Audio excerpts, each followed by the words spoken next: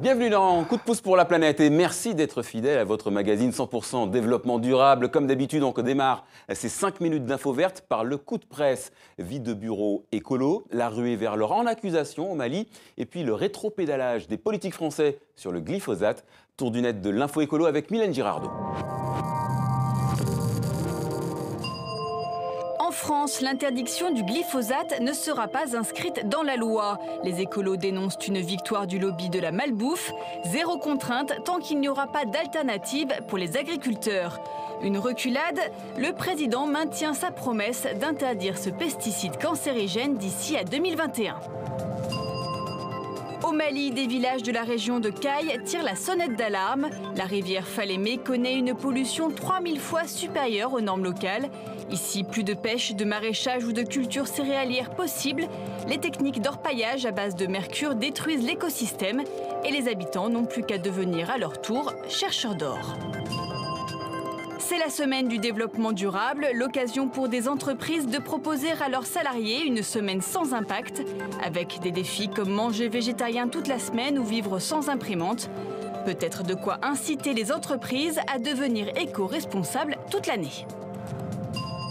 Comment dit-on zéro déchet en japonais? Ça pourrait se prononcer Kamikatsu. C'est le nom d'un petit village d'à peine 1500 habitants au Japon. À Kamikatsu, on trie tout, on recycle tout, habitants, commerçants, tout le monde est impliqué. Le coup de pouce de la semaine est signé Arnaud Millet et Gaël Caron. Dans leur maison traditionnelle, ce couple de sexagénaires, des anciens agriculteurs, s'est habitué en 20 ans à trier ses déchets. Et chez les Katayama, ici le tri n'est pas un vain mot. Atsu et son mari, Umiyaki, ont en tout 26 catégories de détritus. Et il faut un pense-bête pour s'y retrouver. Les habitants du village font tous ça chez eux. Il suffit d'être organisé.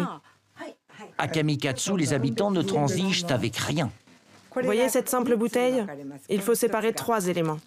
Il faut d'abord enlever l'étiquette, puis le bouchon, ce qui n'est pas toujours facile, pour enfin rincer la bouteille. Le recyclage pour eux est devenu un véritable mode de vie.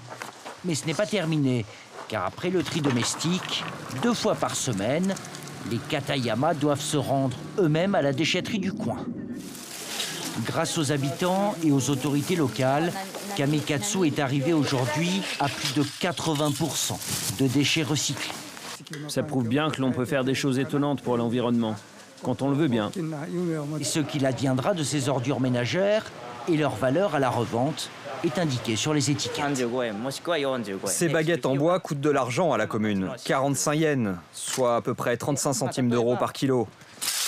En revanche, pour le recyclage de ces pièces de métal, de l'aluminium et de l'acier, on les sépare. L'acier, ça rapporte 15 centimes d'euros. Pour l'aluminium, c'est mieux, c'est presque 1 euro par kilo. Bon pour l'environnement et bon pour les impôts locaux. Car selon l'actuel maire, tout le monde ici est gagnant. Le coût du traitement des ordures pour une commune comme la nôtre tourne autour de 123 000 euros. Maintenant, grâce à ce tri, on dépense 3 fois moins pour nos déchets. Abattus parce qu'ils ne voulaient pas mourir. Carton rouge à la police en Inde. Forces de l'ordre qui ont abattu 13 personnes la semaine dernière. 13 manifestants qui protestaient contre la réouverture d'une fonderie de cuivre. Depuis sa construction en 1996, les riverains accusent cette usine de polluer l'air et les nappes phréatiques. Les habitants se sentent seuls, incompris, abandonnés par les autorités. Et cette tragédie montre qu'ils ont raison puisqu'on leur tire dessus pour protéger les intérêts industriels. Coup de chapeau pour finir à National Geographic. Regardez la une du numéro de juin du célèbre magazine, une couverture choc qui marque le début d'une campagne de sensibilisation aux dégâts de la pollution plastique. Planète ou plastique, justement, à nous de choisir. Voilà, c'est la fin de ce coup de pouce pour la planète. Merci de l'avoir suivi. N'oubliez pas de nous faire des petits coucous sur les réseaux sociaux. Je vous dis à très bientôt et d'ici là, prenez soin de la planète. Elle le mérite.